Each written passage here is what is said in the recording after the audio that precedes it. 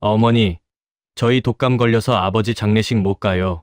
40년을 해로한 남편의 시신이 싸늘하게 식어가는 영안실에서 저는 그 전화를 받았습니다. 평생을 바쳐 키운 하나뿐인 아들이었어요. 대학 보내고 결혼시키고 사업 미천까지 2억 원을 대준 자식이었습니다. 저는 그 말을 믿었어요. 아들이니까요. 내 뱃속에서 나온 자식이니까요. 그런데 사흘 뒤 저는 알게 되었습니다. 아들 내외가 베트남 다낭 골프장에서 인증샷을 찍고 있었다는 사실을요. 며느리가 올린 사진 속 댓글에는 이렇게 적혀 있었습니다. 어차피 갈 때 되셨지 뭐. 하지만 그것들은 몰랐어요. 남대문 시장에서 40년을 버틴 이 76 할머니가 얼마나 무서운 사람인지를요. 어떻게 복수했냐고요? 끝까지 제 이야기 들어보세요. 사연 시작 전 구독과 좋아요를 눌러주시면 그곳에 축복이 가득하시기를 바라겠습니다. 안녕하세요. 제 이름은 한영숙이에요. 올해 76이 됐습니다. 젊었을 때 남대문 시장에서 건어물 도매업을 했어요. 새벽 3시에 일어나서 물건 떼러 다니고 하루 종일 서서 장사하고 밤늦게 정산하고 그렇게 40년을 악착같이 살았죠. 사람들이 저를 보고 여장부라고 했습니다. 깐깐하고 무섭다고도 했어요. 맞는 말이에요. 장사판에서 호락호락하면 살아남지 못하거든요. 저는 그렇게 이 악물고 돈을 벌어서 건물도 사고 아들도 키웠습니다. 남편은 저와 정반대였어요. 평생 제 기에 눌려 살았지만 불평 한마디 없는 사람이었습니다. 아들한테는 한없이 너그러웠고요. 너무 퍼져서 제가 잔소리를 해도 웃기만 했어요. 그래도 50년을 함께 살았으니 정이 어디 가겠습니까? 이제 80 먹은 영감탱이가 된 남편과 저는 조용한 노후를 보내고 있었습니다. 아니, 보내고 있는 줄 알았어요. 그날도 평범한 아침이었습니다. 새벽 5시에 눈이 떠졌어요. 시장 시절부터 몸에 밴 습관이라 아무리 늦게 자도 그 시간이면 저절로 깨집니다. 저는 살금살금 침대에서 일어나 부엌으로 향했어요.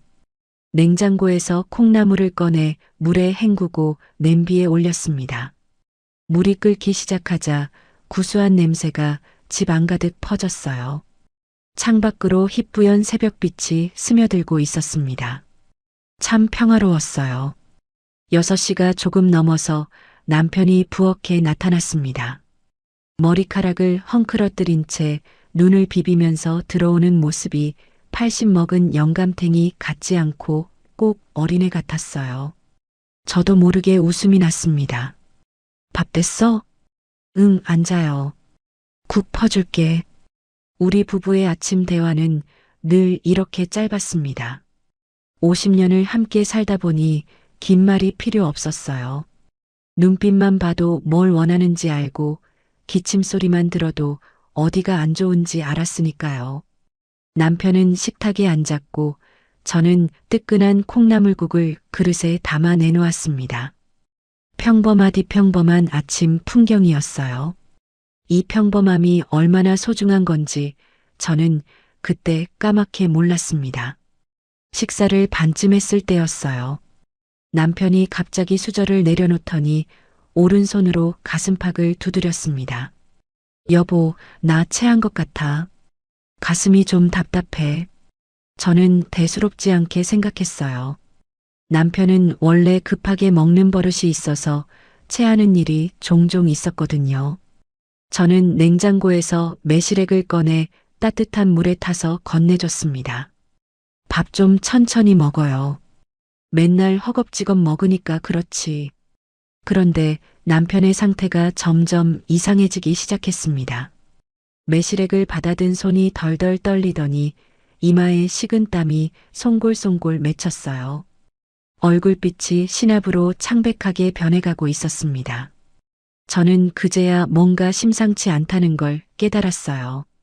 심장이 쿵 하고 내려앉는 기분이었습니다. 여보, 왜 그래요? 어디가 아파요? 남편은 대답하지 못했습니다. 대신 왼쪽 가슴을 움켜쥐었어요. 입술이 파랗게 질려가고 있었습니다. 숨을 제대로 쉬지 못하는 것 같았어요. 저는 벌떡 일어나서 전화기를 움켜쥐었습니다. 손가락이 너무 떨려서 번호를 제대로 누르기가 힘들었어요. 119에 전화가 연결되기까지 그 몇 초가 얼마나 길게 느껴졌는지 모릅니다. 급해요. 우리 남편이 가슴을 잡고 쓰러지려 해요. 심장인 것 같아요. 주소를 불러주는 동안 남편이 식탁에 엎어졌습니다. 저는 전화기를 귀에 낀 채로 달려가서 남편을 부축했어요. 몸이 축 늘어져서 혼자 힘으로는 제대로 눕히기도 힘들었습니다. 구급차가 온다고 했는데 그 10분이 영겁처럼 느껴졌어요. 저는 남편의 손을 꽉 잡고 있었습니다. 점점 차가워지는 손이 무서웠어요. 의식이 희미해지는 남편의 눈을 들여다보면서 저는 미친 듯이 소리쳤습니다. 여보, 정신 차려요. 여보. 사이렌 소리가 들리고 구급대원들이 들이닥쳤을 때 저는 멍하니 서 있을 수밖에 없었어요. 그들이 남편을 들것에 싣고 심폐소생술을 시작하는 모습을 보면서도 현실 같지가 않았습니다. 구급차 안에서 저는 한 구석에 쭈그리고 앉아 남편의 얼굴만 바라봤어요. 산소 마스크가 씌워진 그 얼굴이 너무 낯설었습니다. 응급실에 도착하자마자 의료진이 남편을 받아갔습니다.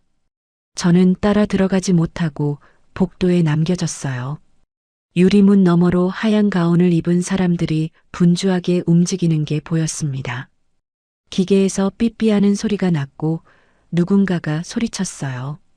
저는 유리문에 이마를 갖다 대고 안을 들여다봤습니다. 다리에서 힘이 빠져서 그 자리에 주저앉고 말았어요. 소독약 냄새가 코를 찔렀습니다. 형광등 불빛이 너무 밝았고 복도 바닥은 너무 차가웠어요. 저는 거기 쭈그리고 앉아서 기도를 했습니다. 평생 무릎 꿇고 빈 적 없는 제가 마음속으로 간절히 빌었어요. 제발 살려달라고요. 얼마나 지났을까요? 하얀 가운을 입은 의사가 유리문을 열고 나왔습니다. 그의 표정을 보는 순간 저는 알았어요. 알고 싶지 않았지만 알 수밖에 없었습니다. 보호자분이시죠? 환자분께서 운명하셨습니다. 심근경색이었는데 너무 갑작스럽게 진행이 돼서 손을 쓸 수가 없었습니다. 삼가 고인의 명복을 빕니다. 그 말이 귀에 들어오는데 이상하게 웅웅거리면서 들렸습니다. 마치 물속에서 듣는 것처럼요. 제 주변의 모든 소리가 차단된 것 같았어요. 의사가 뭔가 더 말하는 것 같은데 하나도 알아들을 수가 없었습니다. 귀에서 이명이 나고 눈앞이 뿌옇게 변했어요. 이건 꿈일 거야. 저는 속으로 되뇌었습니다. 아침에 분명 멀쩡히 밥을 먹던 사람이 어떻게 갑자기 죽어요. 말이 안 돼요. 저는 현실을 받아들일 수가 없었습니다. 장례식장으로 이송한다는 말을 들었을 때 저는 정신을 차리려고 허벅지를 꼬집었어요. 아팠습니다. 그제야 이게 꿈이 아니라는 걸 깨달았어요. 50년을 함께한 내 남편이 정말 떠난 거구나. 눈물이 주르륵 흘러내렸습니다. 하지만 울고만 있을 수는 없었어요. 해야 할 일이 있었습니다. 상주인 아들 민호에게 알려야 했어요. 저는 떨리는 손으로 휴대폰을 꺼내서 아들 이름을 찾았습니다. 전화를 걸었어요. 신호음이 갔습니다. 받지 않았어요. 다시 걸었습니다. 또 안 받았습니다. 3번, 4번, 5번. 저는 10통이 넘도록 전화를 걸었습니다. 왜 안 받는 거야? 아버지가 돌아가셨는데 왜 전화를 안 받아? 속이 타들어갔습니다. 한참이 지나서야 전화가 연결되었습니다. 그런데 받은 건 아들이 아니라 며느리 수진이었어요. 수화기 너머로 이상한 소리가 들렸습니다. 미세한 바람 소리 같기도 하고 사람들이 웅성거리는 소리 같기도 했어요. 그러다가 갑자기 조용해졌습니다. 저는 그때 그게 좀 이상하다고 느꼈지만 정신이 없어서 대수롭지 않게 넘겼어요. 어머니, 무슨 일이세요? 며느리의 목소리는 평소와 달리 어딘가 경계하는 듯한 느낌이었습니다. 저는 숨을 고르고 말했어요. 목이 메어서 말이 제대로 나오질 않았습니다. 수진아, 아버지가 가셨다. 짧은 침묵이 흘렀습니다. 그 정적이 묘하게 길게 느껴졌어요. 뭔가 당황한 것 같기도 하고 아닌 것 같기도 했습니다. 네. 어머니, 지금 뭐라고 하신 거예요? 아버지가 오늘 아침에 쓰러져서 병원에 갔는데 돌아가셨어. 빨리 와라. 장례식장 가야 해. 그러자 며느리가 갑자기 기침을 하기 시작했습니다. 콜록콜록 하는 소리가 들렸는데 이상하게도 수화기에 대고 하는 게 아니었어요. 고개를 돌려서 일부러 하는 것 같았습니다. 캑캑거리는 소리가 어딘가 자기적으로 느껴졌어요. 어머니, 어떡해요? 큰일 났네. 저랑 민호 씨 둘 다 사흘 전부터 심한 독감에 걸려서 집에서 격리 중이에요. 전염성이 너무 강해서 병원에서 밖에 나가지 말래요. 순간 제 귀를 의심했습니다. 독감이라고요? 아버지가 돌아가셨는데 독감 때문에 못 와요? 그때 수화기 너머로 아들 민호의 목소리가 들렸습니다. 작게 들렸지만 분명히 들었어요. 아씨, 타이밍 진짜. 짜증내는 목소리였습니다. 아버지가 돌아가셨다는데 짜증을 내다니요. 저는 귀를 의심했습니다. 잘못 들은 건가 싶었어요. 아니, 잘못 들은 거라고 믿고 싶었습니다. 며느리가 다시 기침을 하고는 논리정연하게 설명을 늘어놓았습니다. 어머니, 저희가 가면 조문객들 다 옮아요. 아버님 마지막 가시는 길에 민폐 끼칠 수 없잖아요. 너무 속상하지만 어쩔 수가 없어요. 저희 마음은 거기 있는 거 아시죠? 저는 할 말을 잃었습니다. 기가 막혀서 화를 낼 힘조차 없었어요. 남편이 죽었는데 아들 내외가 독감 때문에 못 온다니요. 이게 말이 되는 소리인가요? 하지만 전염병이라는데 오라고 강요할 수도 없는 노릇이었습니다. 그래. 산 사람은 살아야지. 전염병이라니 오지 마라. 제 목소리는 힘이 없었습니다. 전화를 끊고 저는 한참을 멍하니 서 있었어요. 영안실 복도는 텅 비어 있었고 형광등만 칙칙하게 빛나고 있었습니다. 남편은 저 안에서 싸늘하게 누워 있고 상주가 되어야 할 아들은 오지 않는다니요. 이 서러움을 어디다 하소연해야 할지 막막했습니다. 그런데 문득 이상한 생각이 들었어요. 3일 전에 며느리가 집에 왔었거든요. 그때 창고를 뒤지더니 남편의 골프백을 찾아냈습니다. 남편이 젊었을 때 장만한 한정판 명품 골프백이었어요. 어머니, 아버님 골프백 가죽이 좀 상한 것 같아서요. 제가 가죽 케어 맡겨올게요. 그때는 효도하려나 보다 싶어서 고맙다고 했습니다. 그런데 지금 생각해보니 앞뒤가 안 맞았어요. 독감에 걸려서 사흘째 집에서 격리 중이라면서요? 그럼 3일 전에 우리 집에 온 건 뭐예요? 그때는 멀쩡했잖아요. 기침 한 번 안 했잖아요.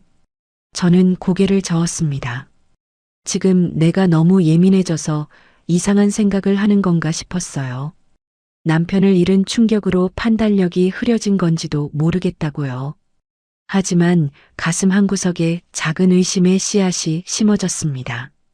그 씨앗이 나중에 얼마나 무시무시한 뿌리를 내리게 될지 저는 그때 몰랐어요. 저는 무거운 발걸음을 옮겨 장례식장 쪽으로 향했습니다. 혼자서요. 50년을 함께한 남편의 마지막 길을 혼자 지켜야 한다는 사실이 어깨를 짓눌렀습니다. 등이 굽어지는 것 같았어요. 하지만 누구에게도 기댈 수 없었습니다. 아들마저 올 수 없다고 했으니까요. 영안실 문 앞에서 저는 잠시 멈춰 섰습니다. 그리고 작게 중얼거렸어요. 여보, 미안해. 자식 농사 이것밖에 못 지어서 당신 가는 길 외롭게 만드네. 눈물이 또 흘러내렸습니다. 이건 시작에 불과했어요. 진짜 지옥 같은 며칠이 기다리고 있다는 걸 저는 아직 몰랐습니다. 장례식장에 도착했을 때 저는 완전히 녹초가 된 상태였습니다. 장의사 직원이 이것저것 물어보는데 머리가 하나도 안 돌아갔어요. 빈소는 몇 호로 할 건지, 제단은 어떤 걸로 할 건지, 수의는 뭘로 할 건지, 음식은 어떻게 준비할 건지, 조화는 어디서 받을 건지. 저는 그냥 고개만 끄덕였습니다. 뭘 선택했는지도 모르겠어요. 정신이 몽롱했거든요. 50년을 함께 산 사람이 갑자기 사라졌는데 어떻게 정신이 온전하겠습니까? 다리가 후들거렸고 머릿속이 하얗게 비어 있었습니다. 빈소가 차려지고 나서야 저는 현실을 실감했습니다. 국화꽃으로 둘러싸인 영정사진 속에서 남편이 웃고 있었어요. 칠순 때 찍은 사진이었습니다. 그때만 해도 건강했는데 저는 영정 앞에 무릎을 꿇고 한참을 울었습니다. 눈물이 마를 줄을 몰랐어요. 검은 상복을 입고 거울을 봤을 때 저는 깜짝 놀랐습니다. 거울 속에 제가 너무 초라해 보였거든요. 하룻밤 사이에 10년은 늙은 것 같았어요. 눈은 퉁퉁 붓고 얼굴은 헬쑥했습니다. 광대뼈가 툭 튀어나와 보였어요. 하지만 울고만 있을 수는 없었습니다. 상주가 없으니 제가 다 해야 했어요. 첫날 저녁부터 조문객들이 오기 시작했습니다. 남편이 워낙 인맥이 넓었던 사람이라 아는 얼굴들이 많이 왔어요. 시장 상인의 동료들, 동네 어르신들, 친척들, 남편이 거래하던 도매상 사장들. 그들은 하나같이 빈소에 들어서자마자 두리번거렸습니다. 뭔가를 찾는 눈빛이었어요. 저는 그게 뭔지 알았습니다. 상주를 찾는 거였죠. 영숙 씨, 민호는 어디 있어요? 아들 내외는 안 왔어? 상주가 왜 안 보여? 그 질문을 수십 번도 넘게 받았습니다. 저는 그때마다 같은 대답을 해야 했어요. 심한 독감에 걸려서 격리 중이래요. 전염성이 강해서 못 온대요. 말할 때마다 얼굴이 화끈거렸습니다. 창피했어요. 부끄러웠어요. 아버지 장례식에 아들이 안 오다니요. 아무리 독감이라고 해도 말이 되나요?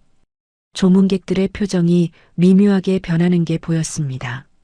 눈썹을 치켜 올리는 사람, 입꼬리가 실룩거리는 사람, 고개를 갸웃거리는 사람. 믿는 사람도 있었고 못 믿는 사람도 있었어요. 대부분은 의아해하면서도 더 묻지는 않았습니다. 첫날 밤을 꼬박 새웠습니다. 조문객들이 끊이지 않았거든요. 저는 잠도 제대로 못 자고 빈소를 지켰습니다. 다리가 퉁퉁 붓고 허리가 끊어질 것 같았어요. 눈앞이 핑핑 돌았습니다. 76 먹은 할머니가 밤을 꼬박 새우니 몸이 버틸 수가 없었어요. 한 번은 저를 봤다가 비틀거려서 옆에 있던 친척이 부축해줬습니다. 아들이 옆에 있었다면 부축이라도 해줬을 텐데 저는 원망스러웠습니다. 민호가 정말 밉더라고요. 그래도 내 배 아파 낳은 자식인데 하는 마음과 어떻게 이럴 수 있냐는 마음이 뒤섞여서 복잡했습니다. 마음이 천갈래 만갈래로 찢어지는 것 같았어요. 첫날 밤 늦게 잠깐 화장실에 갔습니다. 용물을 보고 세면대에서 손을 씻는데 밖에서 소리가 들렸어요. 조문객들이 수군거리는 소리였습니다. 저는 귀를 기울였어요. 독감이 대수야? 부모가 죽었는데 안 오는 게 말이 돼? 그러게. 아무리 아파도 기어서라도 와야지. 며느리가 보통이 아니래. 시어머니한테 맨날 대들고 해외여행 다니느라 정신없다던데. 쯧쯧, 요즘 젊은 것들은 버릇이 없어. 가슴이 찢어지는 것 같았습니다. 남의 입에 오르내리는 게 이렇게 서러운 줄 몰랐어요. 내 자식 욕을 하는데 반박도 못하고 숨어 있어야 하다니요. 저는 화장실 칸 안에서 입술을 깨물고 눈물을 삼켰습니다. 나가면 또 아무렇지 않은 척해야 했거든요. 세상에 이런 수모가 있나 싶었습니다. 둘째 날 아침 염습 시간이 되었습니다. 남편의 마지막 얼굴을 닦아주는 시간이었어요. 저는 떨리는 손으로 수건을 들었습니다. 남편의 얼굴은 평화로워 보였어요. 자는 것 같았습니다. 주름 하나하나가 다 정겨웠어요. 저는 조심스럽게 그의 이마를 닦고 볼을 닦았습니다. 손이 떨려서 수건을 놓칠 뻔했어요. 50년 동안 옆에서 잤던 얼굴인데 이제 다시는 볼 수 없다니요. 영감 미안해요. 자식 농사 잘못 지어서 당신 가는 길 이렇게 외롭게 만들었네요. 가족이라곤 저 혼자뿐이었습니다. 아들도 며느리도 없이 남편의 마지막을 보내야 했어요. 눈물이 멈추지 않았습니다. 장의사 직원이 옆에서 휴지를 건네줬어요. 저는 연신 코를 풀면서 염습을 마쳤습니다. 이게 마지막이구나 싶으니 발걸음이 떨어지지 않았어요. 그날 오후 반가운 얼굴이 빈소에 나타났습니다. 김 설계사였어요. 남편과 30년 넘게 알고 지낸 보험 설계사인데 눈치가 빠르고 발이 넓은 사람이었습니다. 시장통 소식은 김 설계사가 다 알고 있다는 말이 있을 정도였죠. 귀가 얇고 입이 싼 것도 있지만 그만큼 정보가 빠른 사람이었어요. 형님, 이게 무슨 일이에요? 박 사장님이 갑자기 가시다니. 김 설계사가 조문을 하고 나서 저와 함께 식사를 했습니다. 장례식장 식당에서 설렁탕을 시켜놓고 마주 앉았어요. 저는 입맛이 없어서 국물만 떠먹고 있었습니다. 김 설계사가 국을 떠먹다 말고 고개를 갸웃거렸어요. 근데 형님, 민호 씨는요? 상주가 왜 안 보여요? 또 그 질문이었습니다. 저는 피곤한 목소리로 대답했어요. 독감 걸려서 격리 중이래. 전염성이 강하다고 못 온대. 김 설계사의 얼굴에 묘한 표정이 스쳤습니다. 눈썹이 꿈틀거리고 입술을 달싹거렸어요. 뭔가 할 말이 있는 것 같은데 망설이는 눈치였습니다. 저는 직감적으로 알아챘어요. 이 사람이 뭔가 알고 있구나. 왜요? 할 말 있으면 해요. 김 설계사가 숟가락을 내려놓고 주위를 둘러봤습니다. 아무도 없는 걸 확인하고 나서 목소리를 낮췄어요. 형님, 근데 아드님 내외 진짜 독감 맞아요? 제가 헛것을 봤나? 심장이 덜컥했습니다. 저는 김 설계사의 눈을 똑바로 쳐다봤어요. 무슨 소리예요? 뭘 봤는데요? 3일 전에요. 인천공항 라운지에서 봤어요. 민호 씨가 형님네 바깥 양반 그 한정판 골프백 메고 있길래 딱 알아봤죠. 그 가방 아무나 못 가지는 거잖아요. 한눈에 알아봤어요. 제 손이 떨리기 시작했습니다. 3일 전이면 남편이 쓰러지기 하루 전이었어요. 그리고 며느리가 골프백을 가져간 날이기도 했습니다. 며느님은 핑크색 캐리어 끌고 있었고요. 둘 다 반팔에 반바지 차림이던데요. 선글라스까지 끼고 완전 휴양지 가는 복장이었어요. 베트남 다낭 간다고 통화하는 거 들었어요. 제가 인사하려고 했는데 사람이 많아서 놓쳤어요. 그때 사장님 골프백이네 하고 알아봤죠. 머리를 망치로 맞은 것 같았습니다. 귀가 먹먹해지고 눈앞이 흐려졌어요. 3일 전에 공항에 있었다고요? 반팔에 반바지를 입고 베트남 간다고요? 타임라인이 맞아떨어졌습니다. 3일 전에 여행을 떠났으면 사흘 전부터 독감에 걸려 격리 중이라는 건 새빨간 거짓말이었어요. 그들은 해외여행을 가면서 독감 핑계를 댄 거였습니다. 아버지가 쓰러졌다는 연락을 받고도 여행을 중단하기 싫어서 거짓말로 퉁친 거예요. 골프가 아버지 장례식보다 중요했던 거죠. 형님? 형님 괜찮아요? 김 설계사가 걱정스럽게 물었지만 저는 대답할 수가 없었습니다. 배신감이 온몸을 휘감았어요. 단순히 장례식에 안 온 게 아니었습니다. 아버지의 죽음보다 골프 여행이 더 중요했던 거예요. 그 폐륜적인 발상에 치가 떨렸습니다. 슬픔이 분노로 바뀌는 순간이었습니다. 심장이 쿵쿵 뛰기 시작하고 손끝이 차가워졌어요. 저는 주먹을 불끈 쥐었습니다. 이가 딱딱 부딪힐 정도로 분노가 치밀어 올랐어요. 이런 배신이 있습니까? 내가 낳은 자식이 이럴 수가 있습니까?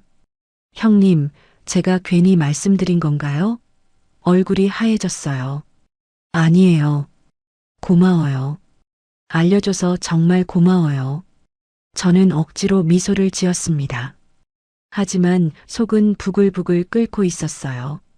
김설계사가 돌아간 뒤 저는 빈소로 가서 영정 사진 앞에 섰습니다. 남편의 웃는 얼굴을 노려보며 저는 눈물을 닦았어요. 당신 저놈들 용서하지 마. 나도 안 참아. 분노가 슬픔을 삼켜버렸습니다. 더 이상 슬픈 미망인이 아니었어요. 저는 장례식장 식당으로 돌아가서 밥을 국에 말아 억지로 밀어 넣었습니다. 싸우려면 먹어야 했어요. 체력이 있어야 복수를 하든 뭘 하든 할 수 있으니까요. 정신 똑바로 차리자. 저는 속으로 다짐했습니다. 그날 밤 빈소에 불이 꺼져갈 때쯤 저는 휴대폰을 꺼냈습니다. 언니 딸인 조카 지은이에게 전화를 걸었어요. 대학생인 지은이는 요즘 젊은 애들이 하는 건 뭐든 다 알았거든요. 지은아, 이모야. 좀 도와줄 수 있어? 이모, 무슨 일이세요? 목소리가 안 좋아요. 인스타그램인지 뭔지 그거 할 줄 알지? 그럼요. 왜요? 이모가 찾아야 할 게 있어. 내일 장례식장으로 와줄 수 있어? 전화를 끊고 저는 창밖을 바라봤습니다. 밤하늘에 별이 떠 있었어요. 남편이 저기 어딘가에서 보고 있을 것 같았습니다. 영감, 조금만 기다려요. 내가 그놈들 버릇을 확실히 고쳐놓을 테니까. 복수의 칼날이 서서히 갈리기 시작했습니다. 장례식은 아직 끝나지 않았지만 저는 이미 다음 전투를 준비하고 있었어요. 발인까지 하루가 남았습니다. 그 하루 동안 저는 증거를 모을 겁니다. 확실한 증거를요. 두고 보자. 이 한영숙이 누군지 보여주마. 남대문 시장에서 40년을 굴러먹은 여자를 만만하게 봤다간 큰 코 다칠 줄 알아라. 장례 마지막 날 아침이 밝았습니다. 오늘이 발인이었어요. 남편을 화장터로 보내는 날. 저는 새벽부터 눈이 떠져서 빈소 구석에 앉아 영정 사진을 바라보고 있었습니다. 마지막이라는 게 실감이 나지 않았어요. 어제까지만 해도 함께 밥을 먹던 사람인데. 하지만 슬퍼할 시간이 없었습니다. 오늘 해야 할 일이 있었거든요. 김설계사가 알려준 정보가 사실인지 확인해야 했어요. 아침 9시쯤 조카 지은이가 장례식장에 도착했습니다. 대학교 2학년인 지은이는 노트북 가방을 메고 씩씩하게 걸어왔어요. 검은색 원피스를 입고 화장기 없는 얼굴로 온 모습이 기특했습니다. 어린 시절부터 저를 잘 따르던 아이였어요. 제가 장사하느라 바쁠 때 종종 가게에 와서 심부름도 해주고 손님 응대도 도와줬죠. 똘똘하고 눈치 빠른 게 저를 닮았어요. 이모, 괜찮으세요? 많이 힘드시죠? 지은이가 저를 안아줬습니다. 어린 것이 벌써 이렇게 의젓해졌구나 싶어서 코끝이 찡했어요. 하지만 지금은 울 때가 아니었습니다. 저는 지은이를 빈소 뒤편 조용한 구석으로 데려갔어요. 지은아, 이모가 부탁할 게 있어. 저는 그동안 있었던 일을 설명해 줬습니다. 아들 내외가 독감 핑계를 대고 장례식에 안 온 것, 김설계사가 공항에서 그들을 봤다는 것, 베트남 다낭으로 골프 여행을 갔다는 것. 지은이의 얼굴이 점점 굳어졌어요. 뭐요? 이모부 장례식에 안 오고 해외여행을 갔다고요? 완전 폐륜이잖아요. 지은이가 붕괴하며 목소리를 높였습니다. 저는 손을 내저었어요. 쉿, 조용히 해. 사람들 들어. 아, 네, 죄송해요. 근데 이모, 진짜 너무하다. 어떻게 그럴 수가 있어요? 그래서 그래. 증거가 필요해. 수진이가 SNS에 뭔가 올렸을 것 같은데 이모는 그런 거 할 줄 모르잖아. 내가 좀 찾아봐 줄 수 있어? 지은이가 고개를 끄덕이며 노트북을 꺼냈습니다. 장례식장 와이파이에 연결하더니 능숙하게 화면을 두드리기 시작했어요. 새언니 이름이 최수진 맞죠? 인스타그램 아이디 혹시 아세요? 그런 건 모르지. 수진이 생일은 5월 12일이야. 그거 도움이 될까? 지은이가 화면을 이리저리 넘기며 검색을 했습니다. 한참을 뒤지더니 고개를 갸웃거렸어요. 이모, 새언니 공개 계정은 있는데 최근 게시물이 없어요. 요즘 사람들은 보통 부계정을 따로 써요.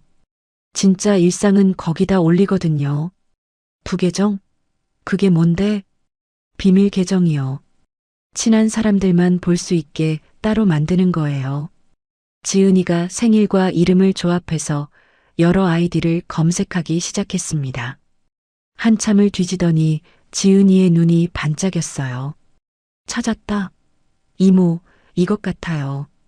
수진오이일이 비공개 계정인데 팔로워가 32명밖에 없어요. 친한 사람들만 보는 계정이 확실해요. 근데 비공개면 우리가 어떻게 봐?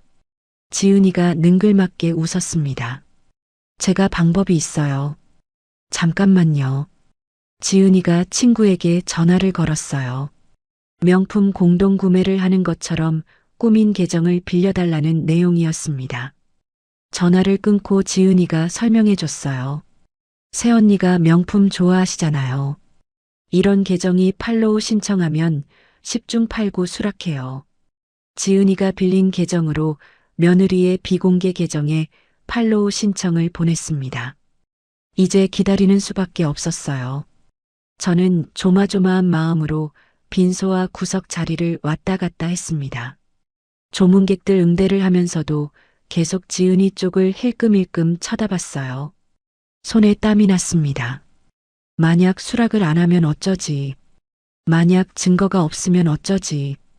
별의별 생각이 다 들었어요. 3시간쯤 지났을 때였습니다.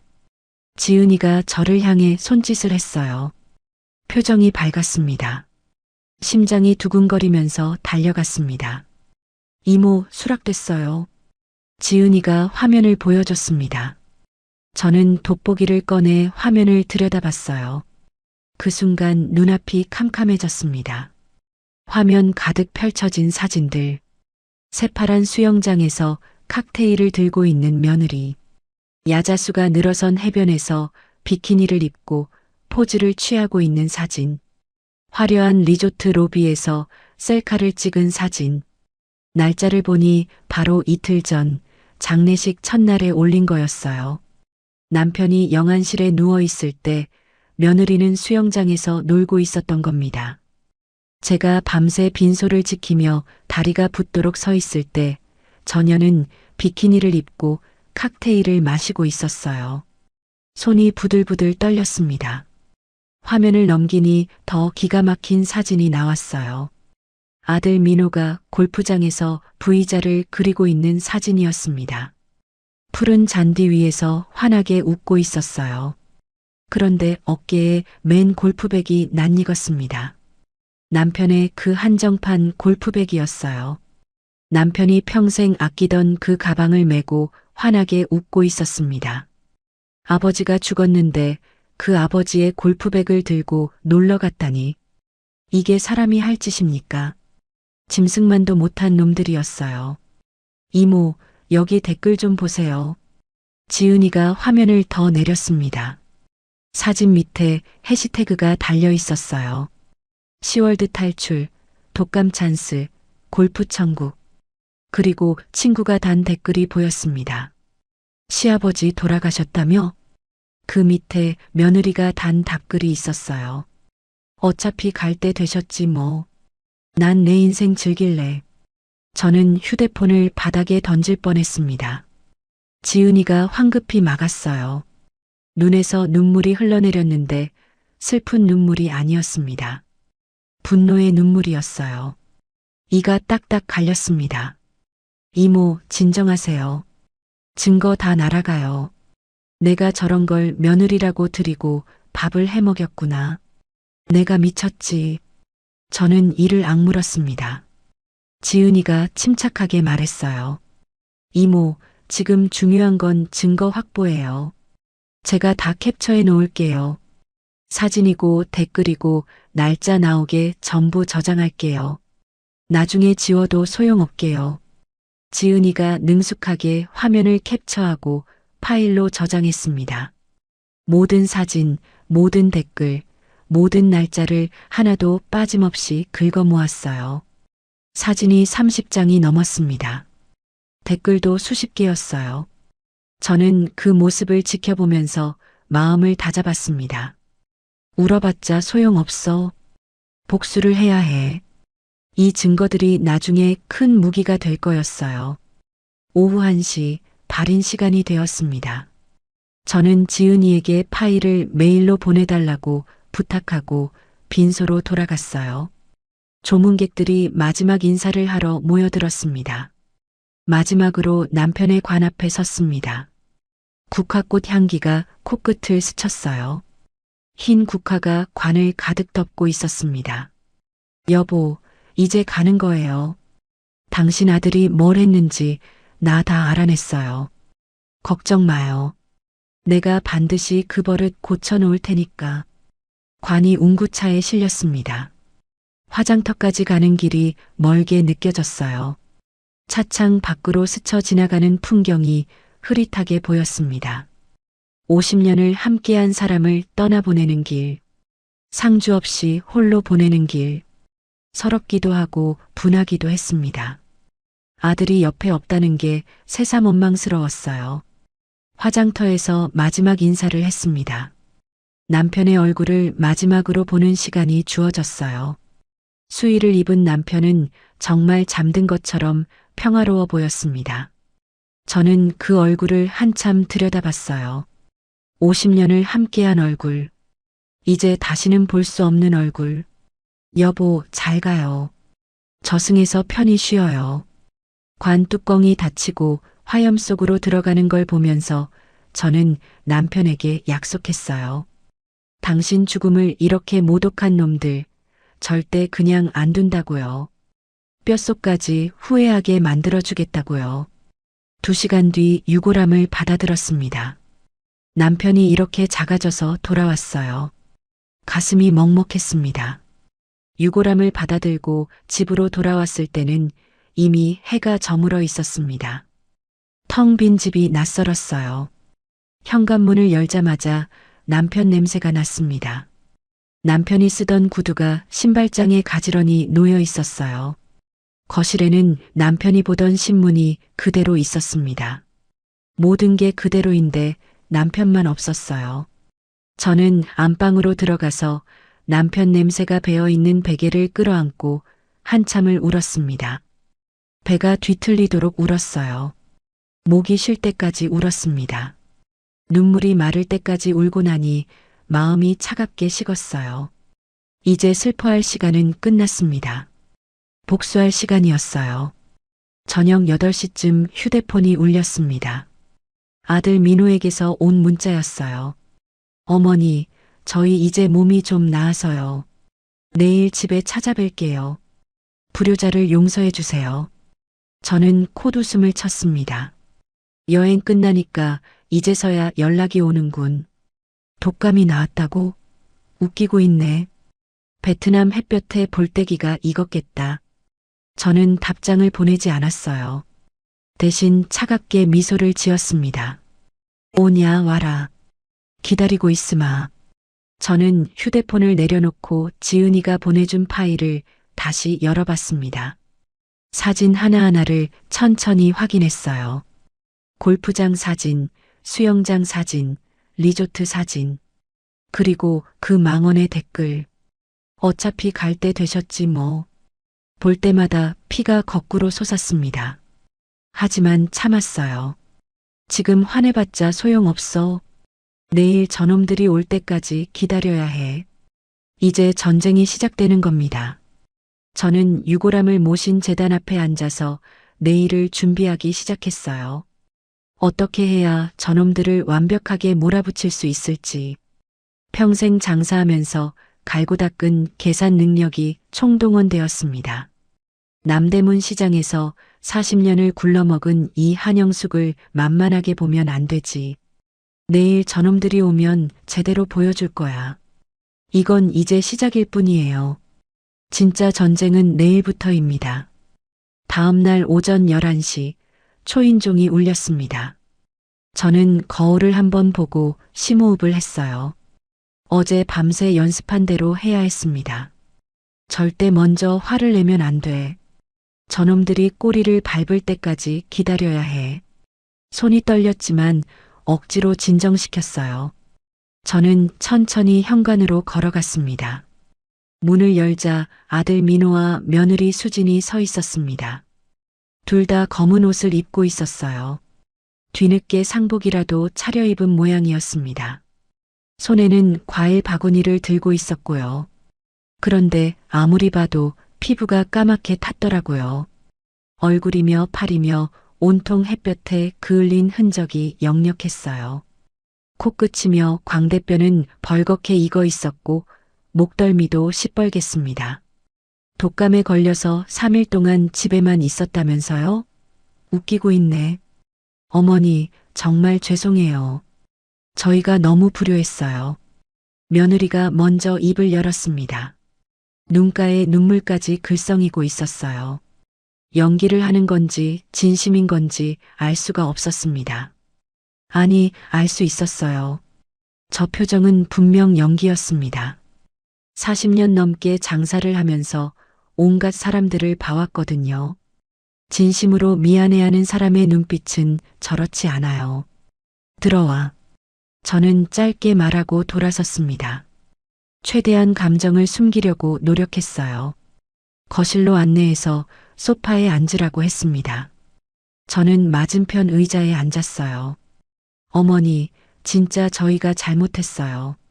독감이 너무 심해서 움직일 수가 없었어요. 아들 민호가 고개를 숙이며 말했습니다.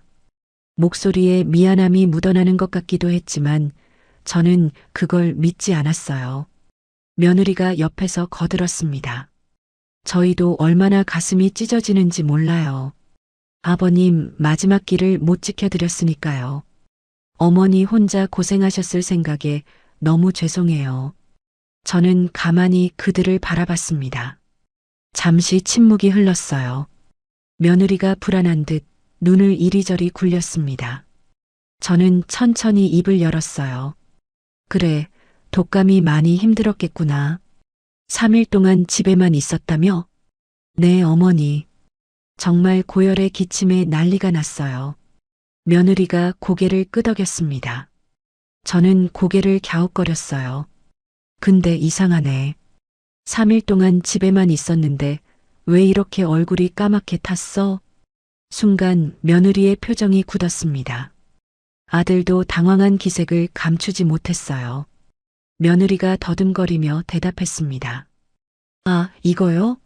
그게 집에 있으면서 베란다에서 좀 햇볕을 쬐었어요. 비타민 D가 면역력에 좋다고 해서요. 베란다에서요? 근데 팔뚝하고 발등까지 이렇게 고르게 타려면 베란다에서는 안 되겠는데. 저는 며느리의 발등을 가리켰습니다. 슬리퍼 끈 자국이 선명하게 나 있었어요. 해변에서 신는 그 슬리퍼 말이에요. 며느리의 얼굴이 새하얗게 질렸습니다. 어머니, 그게... 됐어. 변명 안 해도 돼. 저는 휴대폰을 꺼냈습니다. 지은이가 보내준 사진들을 열었어요. 화면을 며느리 앞에 들이밀었습니다. 이게 뭐야? 며느리의 눈이 휘둥그레졌습니다. 자기가 올린 사진이 거기 있으니 얼마나 놀랐겠어요. 입이 벌어지고 눈동자가 흔들렸습니다. 아들도 화면을 보더니 얼굴이 창백해졌어요. 수영장 사진, 골프장 사진, 리조트 사진, 그리고 그 댓글들까지. 시아버지 장례식 날 베트남 다낭에서 골프 치고 수영장에서 놀았구나. 그러면서 나한테는 독감 걸렸다고 거짓말을 했어. 제 목소리가 점점 높아졌습니다. 참으려고 했는데 도저히 참을 수가 없었어요. 이 댓글은 뭐야?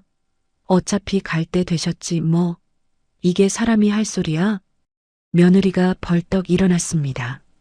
당황한 표정이 금세 뻔뻔한 표정으로 바뀌었어요. 어머니, 어떻게 제 비공개 계정을 보신 거예요? 이거 사생활 침해 아니에요? 저는 기가 막혀서 웃음이 나왔습니다. 잘못을 하고도 저런 소리가 나오다니. 사생활 침해? 지금 네가 한 짓을 생각해봐. 시아버지 장례식에 거짓말하고 안 온 게 잘한 짓이야? 아들이 끼어들었습니다. 어머니, 진정하세요. 저희가 잘못했어요. 근데 여행은 한 달 전부터 예약해 놓은 거라서 취소가 안 됐어요. 비행기 표도 환불이 안 되고, 비행기 표가 환불이 안 돼서? 그래서 아버지 죽음보다 돈이 더 중요했어? 저는 자리에서 벌떡 일어났습니다.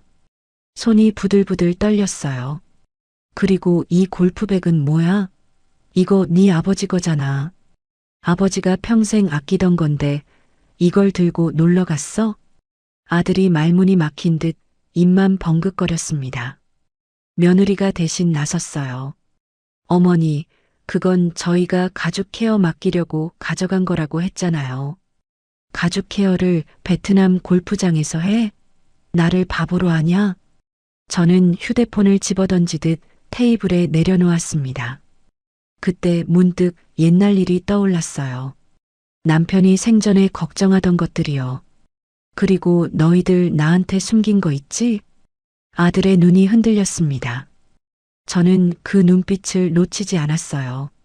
뭔데요, 어머니? 3년 전에 아버지한테 사업자금 빌려간 거 2억 원. 그거 갚았어? 순간 거실의 공기가 얼어붙었습니다. 아들의 얼굴이 하얗게 변했어요. 며느리도 굳은 표정이었습니다. 역시나 저는 속으로 생각했어요. 남편이 죽기 전에 걱정하던 게 이거였어요. 아들한테 빌려준 돈을 못 받을까봐 노심초사했거든요. 그게 아직 못 갚았구나. 3년이 지났는데? 저는 한숨을 내쉬었습니다. 남편은 그 돈을 아들한테 빌려주면서 차용증도 안 받았어요. 자식한테 차용증을 받는 게 말이 되냐면서요. 그 순진한 영감탱이. 저는 그때 반대했지만 남편이 우겼어요. 아들이 사업을 한다는데 도와줘야지 않겠냐고. 결국 평생 모은 노후 자금을 털어서 아들한테 줬습니다. 그게 2억 원이에요. 그 돈은 아버지가 평생 모은 돈이야. 우리 노후 자금이었어. 그걸 너한테 빌려줬는데 3년이 지나도록 한 푼도 안 갚고 장례식에는 안 오고 해외여행을 가? 저는 가슴을 쳤습니다.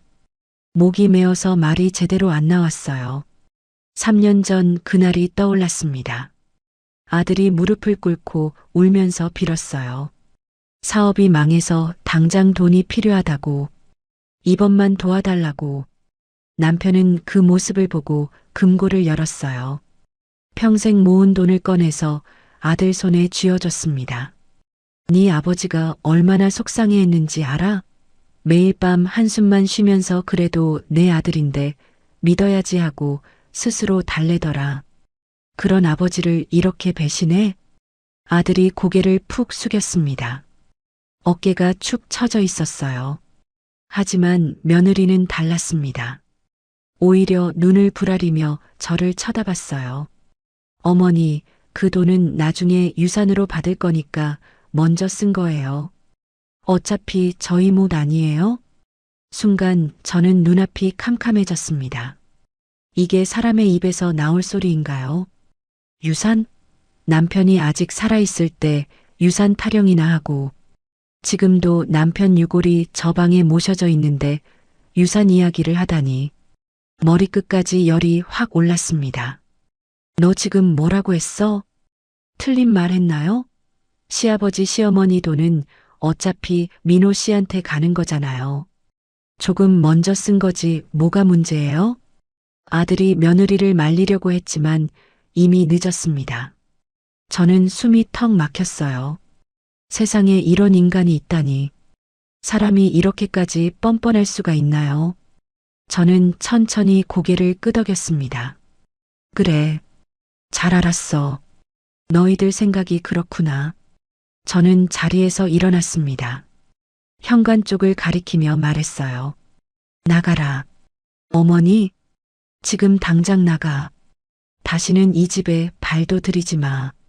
아들이 황급히 일어났습니다. 눈에 눈물이 고여 있었어요. 어머니, 잠깐만요. 저희가 잘못했어요. 제발, 잘못한 거 알면 됐어. 나가. 며느리가 아들의 팔을 잡아 끌었습니다. 작은 목소리로 뭐라고 속삭이더니 아들을 데리고 현관으로 향했어요. 저는 그 뒷모습을 차갑게 지켜봤습니다. 며느리가 신발을 신으면서 저를 흘겨봤어요. 눈빛이 독이 올라 있었습니다. 어머니, 나중에 후회하실걸요. 뭐? 두고 보세요. 저는 그 말에 대꾸하지 않았습니다. 현관문이 쾅 닫히는 소리가 났어요. 저는 그 자리에 주저앉았습니다. 온몸에 힘이 빠졌어요. 이게 내가 평생 키운 자식이구나. 이게 내가 밥해 먹인 며느리구나. 전 물려 키우고 공부시키고 결혼까지 시켜줬더니 돌아온 게 이거였어요. 눈물이 주르륵 흘러내렸습니다. 분한 눈물이었어요. 남편 영정사진이 거실에서 저를 바라보고 있었습니다. 여보, 나 어떡해요? 우리 아들이 저렇게 됐어요. 저는 한참을 울었습니다. 하지만 울고만 있을 수는 없었어요. 며느리가 한 그 말이 귀에 박혀 있었거든요. 어차피 유산으로 받을 거라고. 천만에. 내 재산 한 푼도 저것들한테 안 줘. 저는 눈물을 닦고 일어났습니다. 남편 유골함 앞에 가서 절을 했어요. 여보, 나 결심했어요. 저놈들한테 한 푼도 안 줄 거예요. 당신이 평생 모은 재산을 저런 것들한테 줄 순 없잖아요. 당신도 동의하지요? 내가 알아서 할게요. 저는 휴대폰을 들었습니다. 변호사를 만나야겠어요. 유언장을 새로 쓰고 재산을 정리해야 합니다. 저것들이 예상하는 대로는 절대 안 될 겁니다. 내일 당장 법무법인에 전화해야겠어요. 이 싸움 내가 반드시 이긴다. 남대문 시장에서 40년 굴러먹은 한영숙이 그렇게 만만하게 당하고만 있을 줄 알아? 어림없지. 기다려라. 진짜 복수는 이제부터야. 아들 내외를 쫓아낸 다음 날 저는 법무법인을 찾아갔습니다. 시장에서 거래하던 분이 소개해 준 곳이었어요. 강남에 있는 큰 법무법인이었습니다. 지하철을 타고 강남역에 내려서 10분쯤 걸었어요. 고층 빌딩들 사이에 있는 건물이었습니다.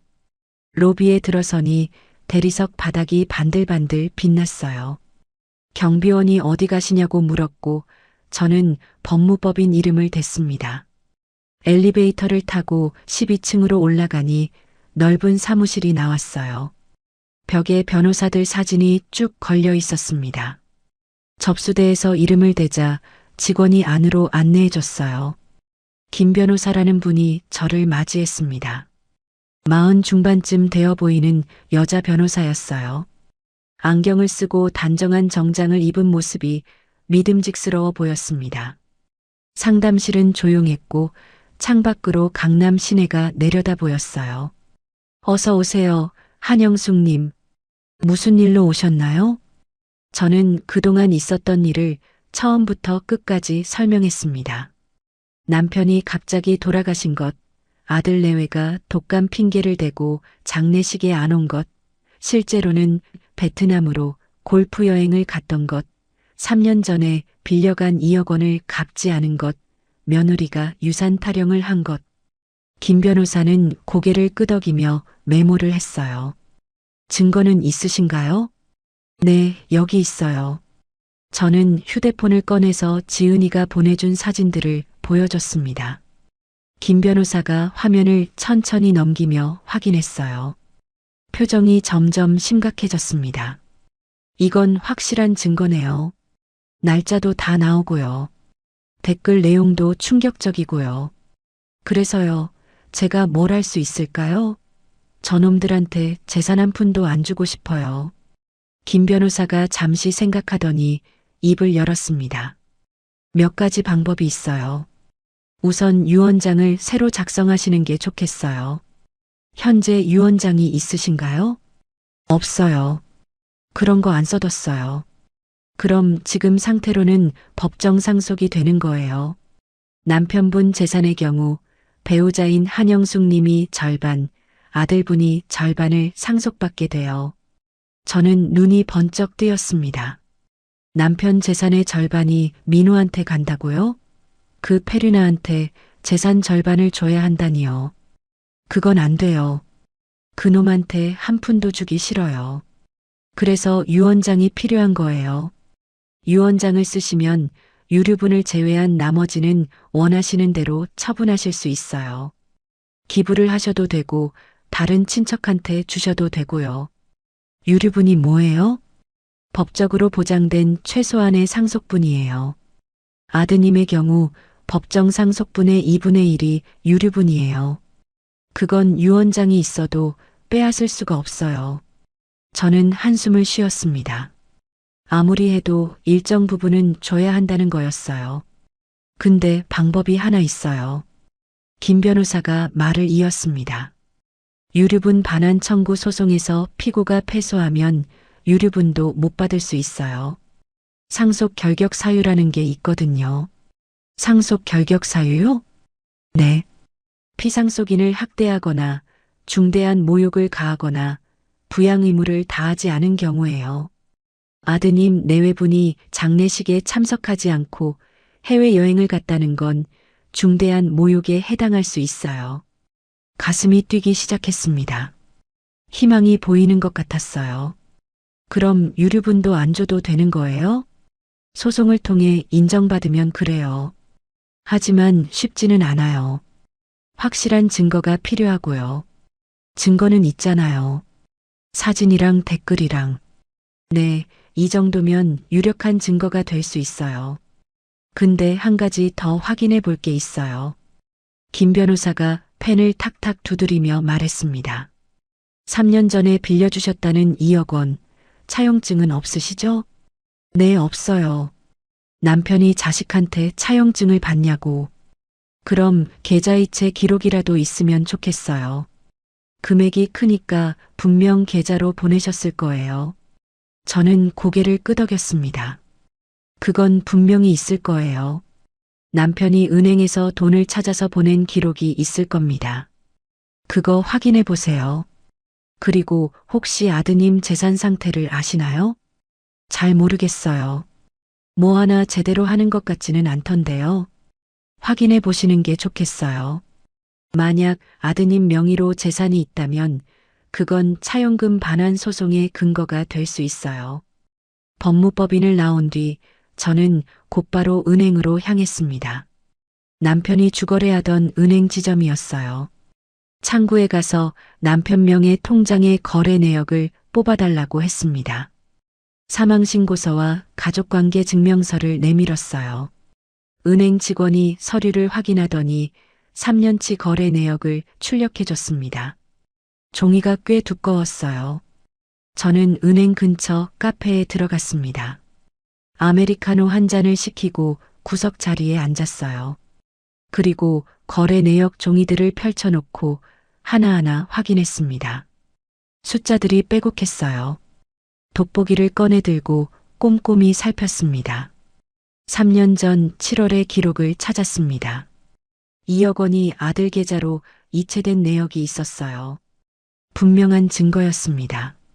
저는 그 부분에 동그라미를 쳤어요. 이걸로 차용금 소송은 가능하겠구나 싶었습니다. 그런데 거래 내역을 더 살펴보다가 이상한 걸 발견했습니다. 최근 6개월 동안 매달 500만 원씩 어딘가로 빠져나가고 있었어요. 받는 계좌 이름을 보니 며느리 수진이었습니다. 남편이 며느리한테 매달 500만 원씩 보냈다고요? 저는 눈을 비비고 다시 봤습니다. 틀림없었어요. 작년 1월부터 올해 6월까지 18달 동안 총 3천만 원이 며느리 계좌로 들어갔습니다. 저는 이런 사실을 전혀 몰랐어요. 남편이 왜 며느리한테 매달 돈을 보냈을까요? 남편은 저한테 한마디도 안 했어요. 손이 떨렸습니다. 머릿속이 복잡해졌어요. 혹시 남편이 며느리한테 협박을 당한 건가? 아니면 무슨 약점을 잡힌 건가? 온갖 생각이 머리를 스쳤습니다. 집에 돌아와서 저는 남편의 서랍을 뒤지기 시작했습니다. 뭔가 단서가 있을 거라고 생각했어요. 먼저 옷장 서랍을 열었습니다. 양말이랑 속옷만 있었어요. 책상 서랍도 열어봤습니다. 오래된 영수증이랑 메모지만 나왔어요. 침대 및 상자까지 끌어냈습니다. 먼지가 폴폴 날렸어요. 옛날 사진첩이랑 편지들이 들어있었지만 단서는 없었습니다. 포기하려던 순간 책상 맨 아래 서랍이 눈에 들어왔어요. 자물쇠가 달려 있었는데 열쇠가 꽂혀 있었습니다. 저는 그 서랍을 열었습니다. 안에 갈색 봉투 하나가 있었어요. 남편이 숨겨둔 거였습니다. 봉투 안에는 종이 한 장이 들어 있었습니다. 접힌 종이를 펼쳐보니 각서였어요. 남편의 글씨체였습니다. 삐뚤빼뚤한 그 글씨를 보니 가슴이 철렁 내려앉았어요.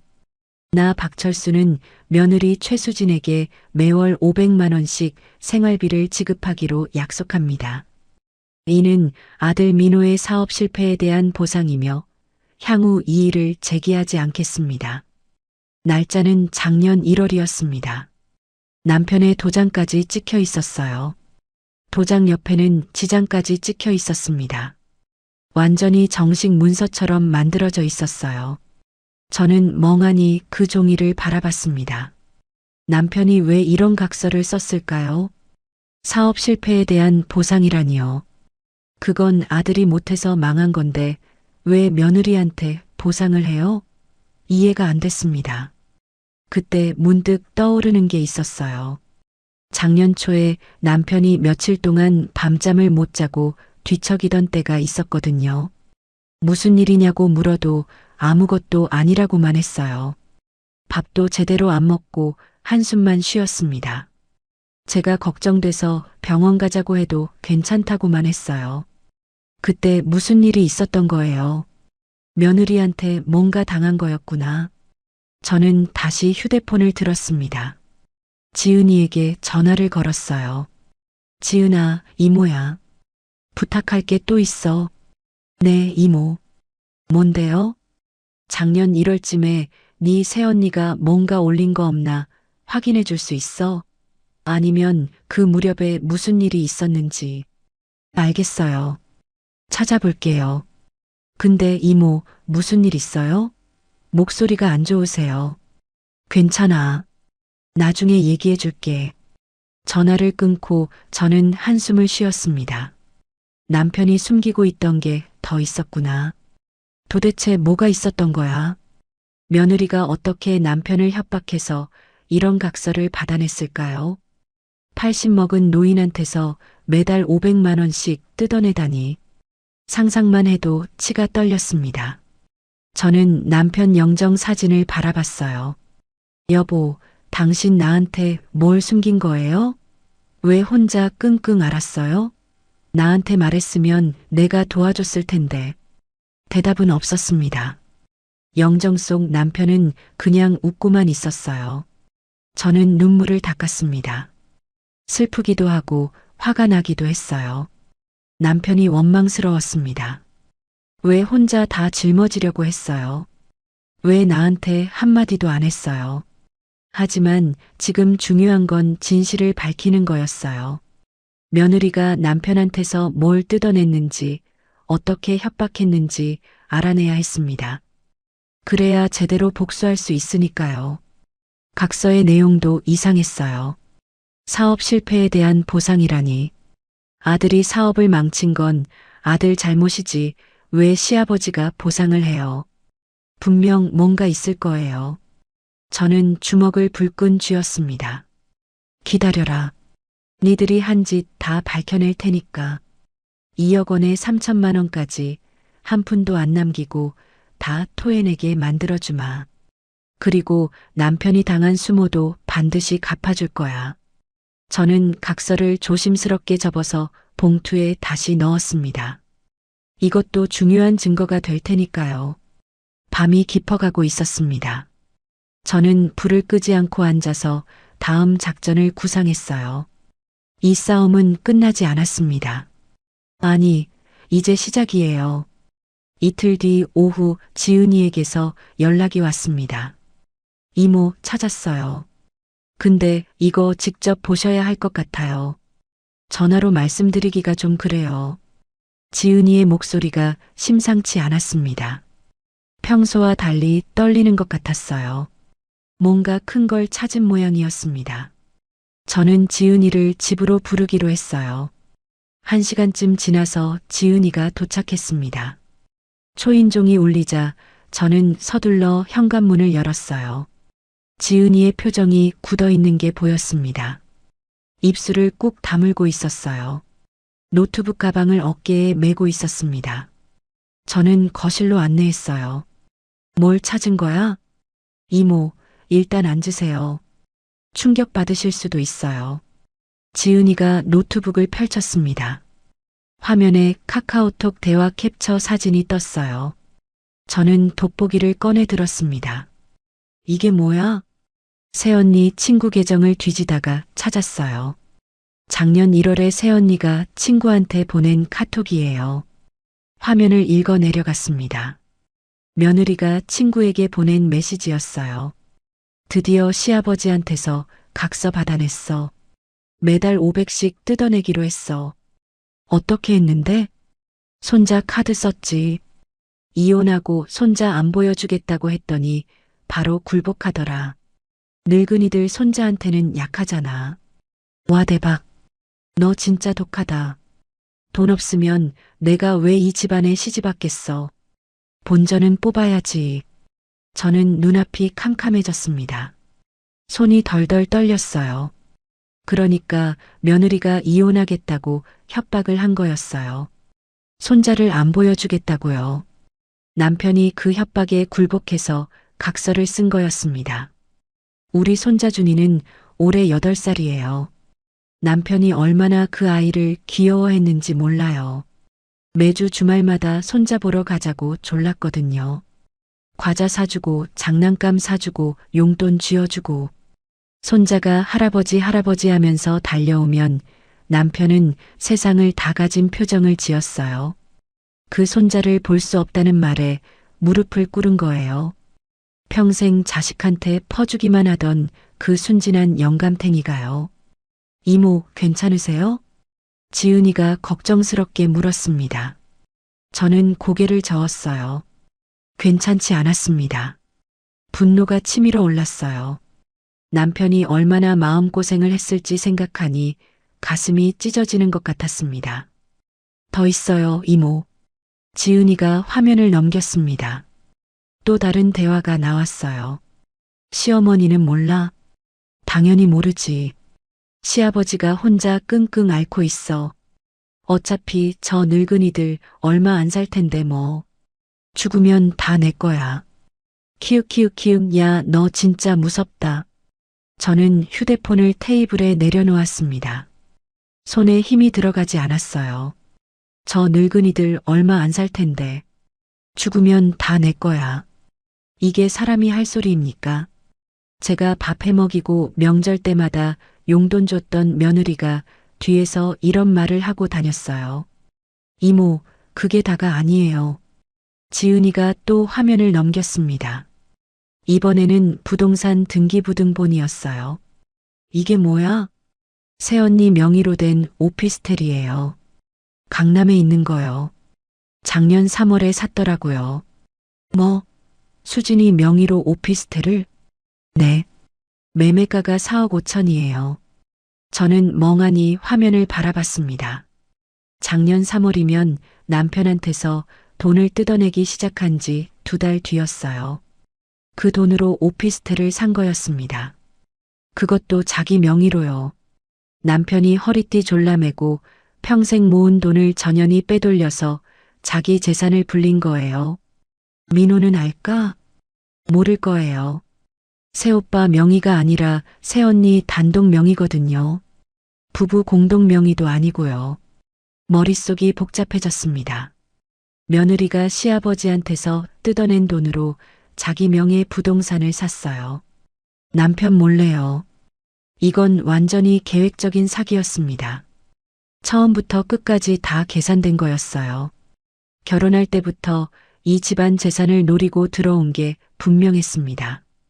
지은아, 이거 다 저장해뒀지? 네, 이모. 캡처 다 해놨어요. 등기부등본도 발급받아놨고요. 저는 지은이의 손을 꽉 잡았습니다. 고마워. 정말 고마워. 이모, 이제 어떻게 하실 거예요? 저는 잠시 생각했습니다. 이제 모든 퍼즐이 맞춰졌어요. 며느리가 뭘 했는지, 왜 그랬는지, 돈이 어디로 갔는지 다 알아냈습니다. 이제 복수할 차례였어요. 변호사한테 다시 가봐야겠다. 다음 날 아침 저는 김 변호사를 다시 찾아갔습니다. 지하철을 타고 강남까지 가는 동안 가슴이 두근거렸어요. 드디어 반격할 수 있다는 생각에 힘이 났습니다. 법무법인에 도착해서 새로 찾은 증거들을 모두 보여줬어요. 카카오톡 대화 캡처, 등기부등본, 은행 거래 내역, 남편이 쓴 각서까지 테이블 위에 서류들을 쭉 펼쳐놓으니 꽤 두꺼웠습니다. 김 변호사가 자료를 하나하나 검토했어요. 표정이 점점 심각해지더니 눈이 휘둥그레졌습니다. 이건 정말 대단한 증거들이네요. 협박에 의한 강요, 사기, 횡령까지 해당될 수 있어요. 그럼 뭘 할 수 있어요? 우선 형사고소가 가능해요. 협박죄, 공갈죄로요. 민사소송도 가능하고요. 부당이득 반환 청구를 할 수 있어요. 김 변호사가 서류를 정리하며 말을 이었습니다. 그리고 상속 결격 사유도 충분히 인정될 수 있어요. 이 정도면 법원에서도 인정해 줄 거예요. 유류분 청구도 막을 수 있을 것 같아요. 가슴이 벅차올랐습니다. 드디어 길이 보이는 것 같았어요. 그리고 한 가지 더요. 김 변호사가 안경을 고쳤으며 말했습니다. 며느리 분명히 오피스텔 있잖아요.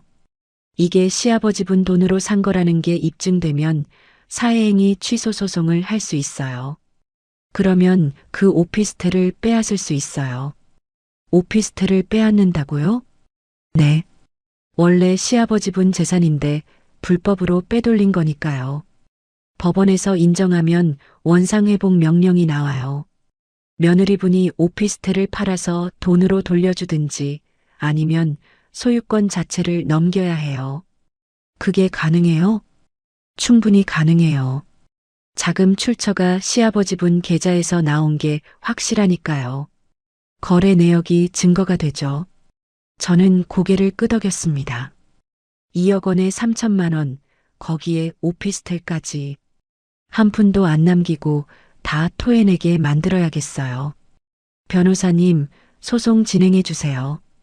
형사고소랑 민사소송 다요. 알겠습니다. 서류 준비하는데 일주일 정도 걸릴 거예요. 그동안 상대방한테는 아무 말씀 마세요. 기습적으로 가야 효과가 있어요. 알겠습니다. 입국 다물고 있을게요. 저는 김 변호사와 악수를 하고 상담실을 나왔습니다. 법무법인을 나온 뒤 저는 하늘을 올려다봤습니다. 파란 하늘이 맑게 개어 있었어요. 구름 한 점 없는 청명한 날씨였습니다. 가슴속에 응어리졌던 분노가 조금씩 풀리는 기분이었어요. 아직 끝난 게 아니었지만 이제 시작이었습니다. 전쟁의 시작. 집으로 돌아오는 길에 문구점에 들렀습니다. 노트 한 권을 샀어요. 빨간색 표지의 두꺼운 노트였습니다. 집에 와서 식탁에 앉아 노트를 펼쳤습니다. 펜을 들고 잠시 생각했어요. 그리고 천천히 적기 시작했습니다. 복수 계획. 첫째, 형사고소로 며느리를 벼랑 끝에 몰아넣는다. 협박죄와 공갈죄로 고소한다. 둘째, 민사소송으로 뜯긴 돈을 전부 회수한다. 2억 원과 3천만 원 모두. 셋째, 오피스텔을 빼앗는다. 사회행위 취소 소송을 진행한다. 넷째, 유언장을 새로 써서 아들한테 한 푼도 안 준다. 다섯째, 모든 재산을 사회에 기부한다. 불우이웃 돕기 재단에 전액 기부한다. 저는 펜을 내려놓고 남편 영정 사진을 바라봤습니다. 영정 속 남편은 편안하게 웃고 있었어요. 칠순 때 찍은 사진이었는데 그때만 해도 건강했어요. 손자 준이를 무릎에 앉히고 찍은 사진도 있었는데 저는 일부러 혼자 찍은 사진을 골랐어요. 남편의 미소가 가장 자연스러웠거든요. 여보, 당신이 당한 거 내가 다 갚아줄게요.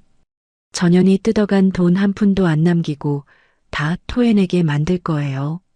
그리고 저놈들한테는 유산 한 푼도 안 줄 거예요.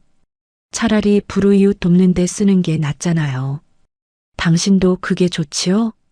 눈물이 흘러내렸습니다. 하지만 이번엔 슬픈 눈물이 아니었어요. 결연한 눈물이었습니다. 더 이상 당하고만 있지 않겠다는 다짐의 눈물이었어요. 남대문 시장에서 40년을 버틴 여자가 이 정도 일에 무너질 리 없었습니다. 저녁이 되자 휴대폰이 울렸습니다. 화면을 보니 아들 민호였어요. 저는 전화를 받지 않았습니다. 벨소리가 울리는 동안 영정사진 속 남편 얼굴만 바라봤어요. 몇 번을 더 울리다가 끊어졌습니다. 그리고 곧 문자가 왔어요.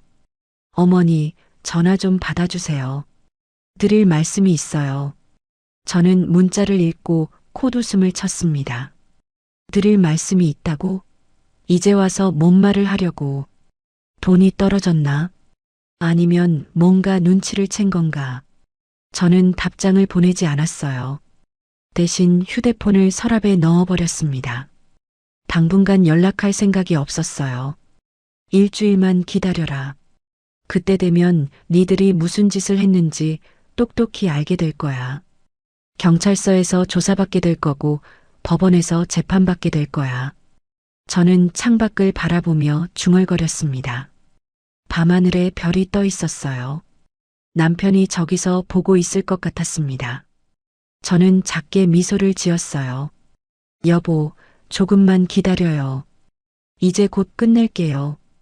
당신이 당한 수모, 내가 반드시 갚아줄게요.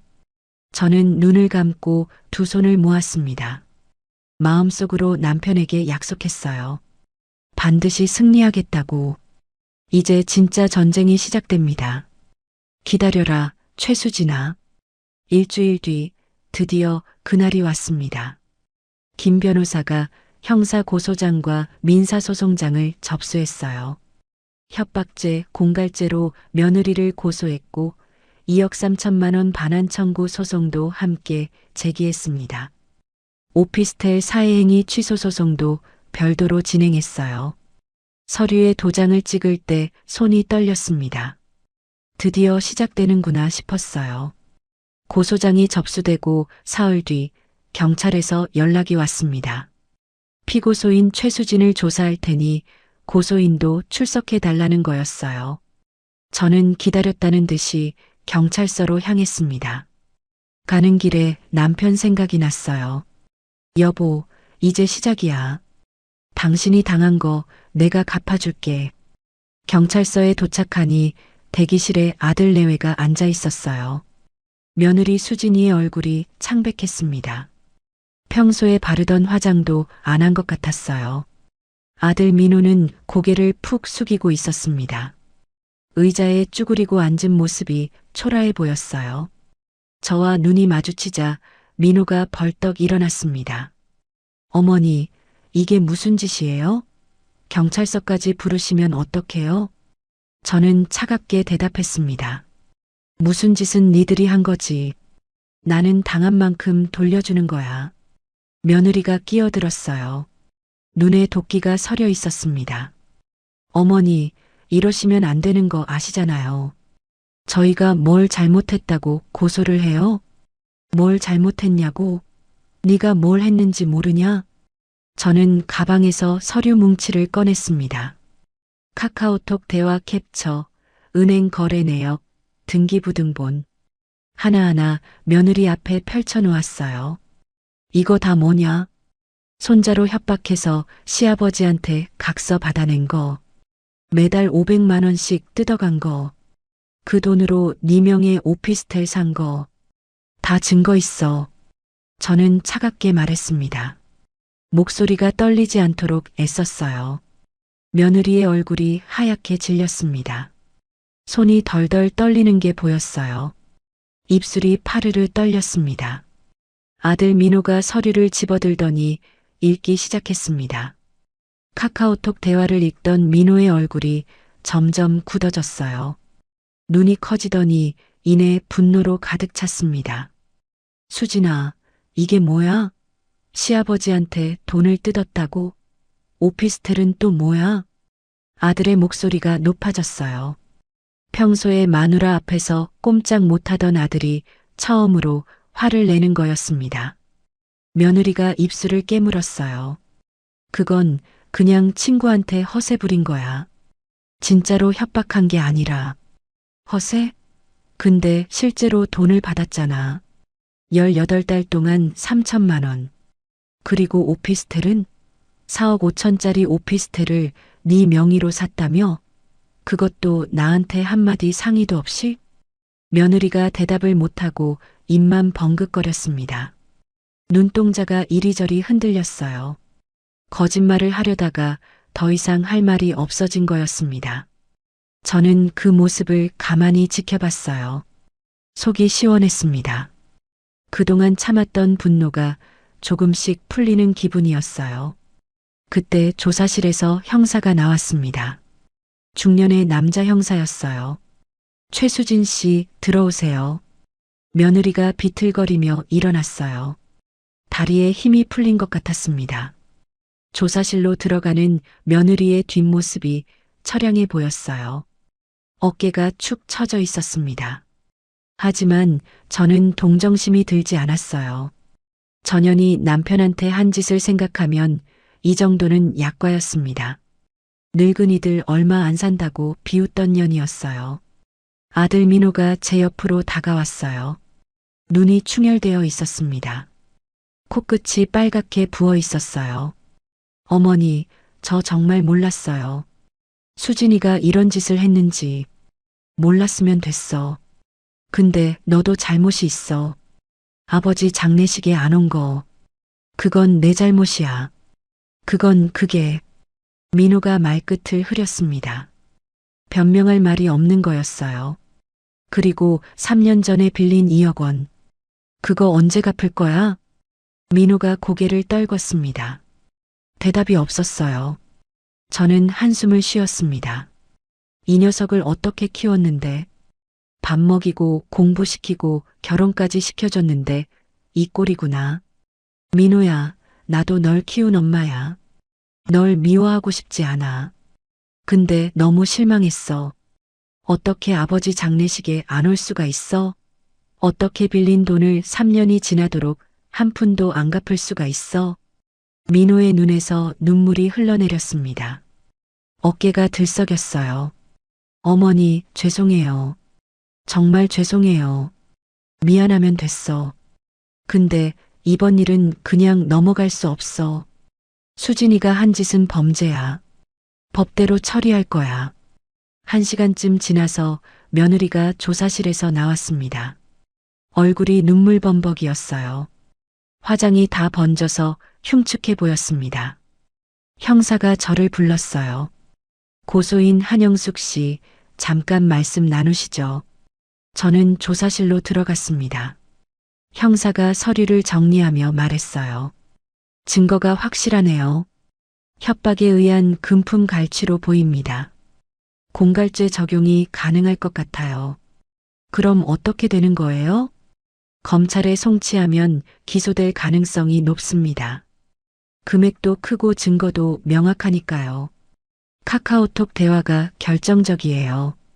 본인이 직접 협박했다고 자백한 거나 마찬가지거든요. 처벌은요? 공갈죄는 10년 이하 징역이에요. 금액이 크니까 실형이 나올 수도 있어요.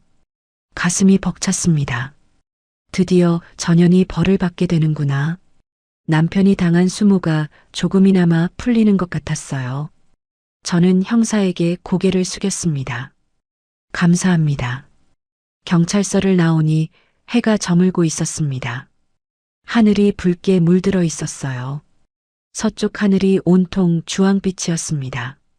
저는 깊이 숨을 들이쉬었습니다. 가슴에 맺혔던 응어리가 조금씩 풀리는 기분이었어요. 첫 번째 싸움은 이겼습니다. 형사사건은 검찰로 넘어갈 거예요. 하지만 아직 끝이 아니었습니다. 민사재판이 남아 있었어요. 한 달 뒤 민사법원에서 첫 재판이 열렸습니다. 2억 3천만 원 반환 청구 소송이었어요. 저는 김 변호사와 함께 법정에 들어갔습니다. 높은 천장과 묵직한 판사석이 위험 있어 보였어요. 피고석에 아들 내외가 앉아 있었습니다. 며느리는 고개를 숙이고 있었고 아들은 멍한 표정이었어요. 한 달 사이에 둘 다 많이 수척해져 있었습니다. 재판이 시작되었어요. 판사가 입장하자 모두 일어섰습니다. 김 변호사가 증거들을 제출했어요. 은행 거래 내역, 카카오톡 대화, 각서, 등기부등본.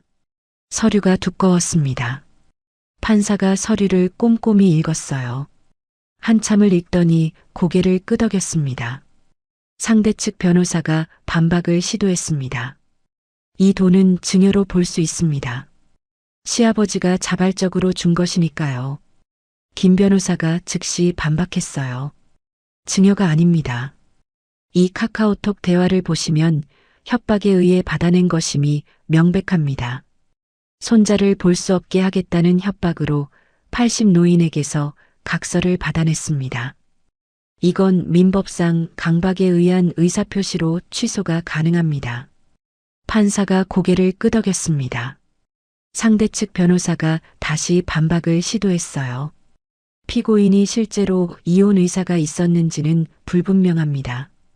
재판장님, 이 대화를 보시면 피고인이 처음부터 금품 갈취 목적으로 협박했음이 명백합니다. 본전을 뽑아야 한다는 표현까지 있습니다. 심리가 진행될수록 분위기는 우리 쪽으로 기울었어요. 증거가 너무 명확했거든요. 며느리의 얼굴이 점점 더 창백해졌습니다. 상대 측 변호사도 더 이상 반박할 말이 없어 보였어요. 재판이 끝나고 법정을 나오는데 아들이 다가왔습니다. 어머니, 제발 합의해 주세요. 수진이가 잘못했어요. 근데 이러다 수진이 감옥 가요.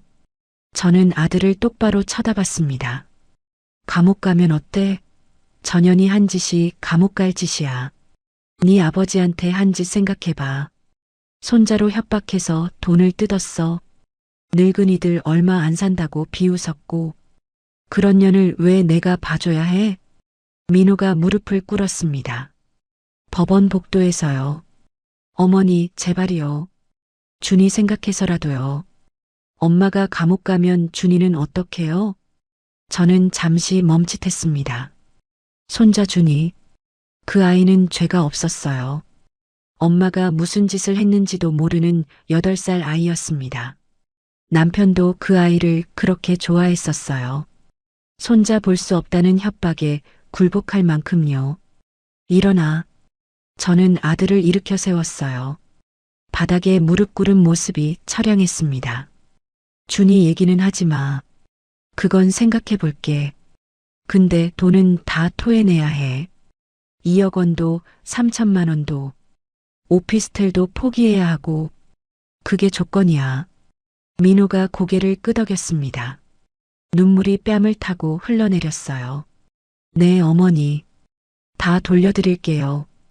오피스텔도 팔아서 드릴게요. 이자까지 다 드릴게요. 그리고 한 가지 더. 저는 아들의 눈을 똑바로 쳐다봤습니다. 수진이랑 이혼해라. 민호가 눈을 크게 떴어요. 어머니, 그년이랑 계속 살면 너도 끝이야. 선택해. 그년이냐, 이 집안이냐. 민호가 고개를 떨궜습니다. 한참을 아무 말 없이 서 있었어요. 그리고 천천히 입을 열었습니다. 알겠어요, 어머니. 저는 돌아섰습니다. 발걸음이 무거웠어요. 하지만 마음은 홀가분했습니다. 이제 거의 끝이었어요. 법원을 나오면서 하늘을 올려다봤습니다. 구름 사이로 햇살이 비치고 있었어요. 남편이 저기서 보고 있는 것 같았습니다. 여보, 다 끝나가요. 조금만 더 기다려요. 당신이 하늘에서 보고 있다면 이제 좀 편해지셨으면 좋겠어요. 마지막 싸움이 남았습니다. 유언장을 쓰고 모든 것을 깔끔히 마무리해야 해요. 6개월이 지났습니다. 긴 싸움이었어요. 경찰 조사, 검찰 조사, 재판. 법원을 수도 없이 오갔습니다. 밤잠을 설치고 머리카락이 하얗게 새어갔어요. 하지만 포기하지 않았습니다. 남편이 당한 수모를 갚아야 했으니까요. 검찰에서 며느리를 기소했어요. 공갈죄로요. 재판이 3번 열렸습니다. 증인으로 출석해서 증언도 했어요. 떨리는 목소리로 남편이 어떻게 협박당했는지 설명했습니다. 재판 결과 징역 2년에 집행유예 3년이 선고되었어요. 실형은 면했지만 전과자가 된 거예요. 법정에서 판결을 듣는 며느리의 얼굴이 아직도 눈에 선합니다. 창백하게 질려서 벌벌 떨고 있었어요.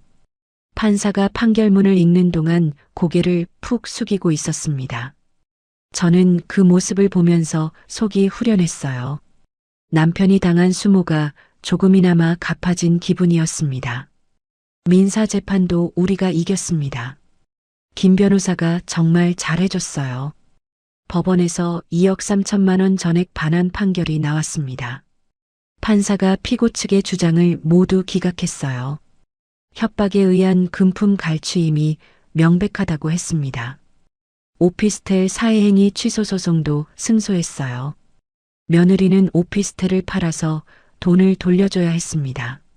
4억 5천에 샀던 오피스텔이 5억 2천에 팔렸어요. 강남 집값이 오른 거였습니다. 그 돈도 전부 제가 받았어요. 총 7억 5천만 원을 돌려받은 겁니다. 남편이 평생 모은 돈이었어요. 아들 민호는 약속대로 이혼했습니다. 이혼 소송이 길어질 줄 알았는데 의외로 빨리 끝났어요. 며느리가 형사처벌까지 받은 마당에 버틸 명분이 없었거든요. 위자료도 못 받고 쫓겨났습니다. 재산 분할도 거의 못 받았어요. 본인이 횡령한 돈을 토해내느라 남은 게 없었거든요. 손자 준이 양육권은 민호가 가져왔어요.